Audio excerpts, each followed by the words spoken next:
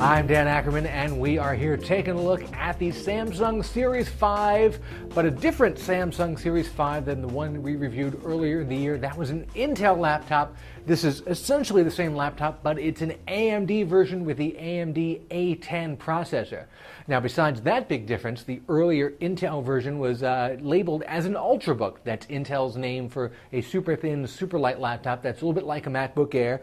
And say what you will about this particular Samsung, it's reasonably thin and light for a 14-inch laptop with an optical drive, but Ultrabook is not really the first name that comes to mind. When you think of it, it's still a little thick, a little heavy, especially compared to the other Ultrabooks that we've seen this year, which are all very, very thin and very light and usually don't have that optical drive. Now, taking the same laptop and calling it just the Samsung Series 5 because it has the AMD processor, and it actually makes it feel a little bit more appropriately labeled. You're not using that Ultrabook term with it, and you can just say, oh, this is a mainstream mid-size laptop, in fact, a little bit thinner than I would expect a mainstream mid-size 14-inch laptop to be.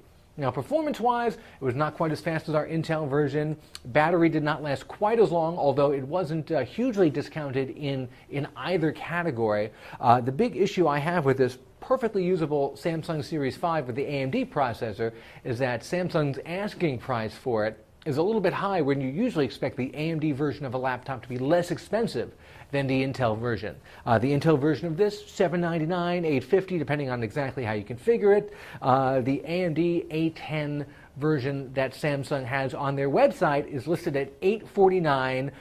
I wonder if anyone at Samsung understands what kind of laptop you can get for $850 these days. It's a pretty good one, a pretty premium one, and this is a very nice product. I don't know if I call it a premium product. Now, that being said, there is a saving grace. If you go online and look for this particular AMD model, you can find it for about $670. That's why I saw it on Amazon this week. And at that price, you can say, I'm getting a reasonable discount, and I'm trading off a little bit of performance and battery life, but it's still perfectly usable for everyday stuff like surfing the web and streaming video and Facebook and things like that. At the $850 price, you'd have to really get the Intel version instead. But if you can find a decent discount, then this is a perfectly good, reasonably thin 14-inch laptop with an optical drive.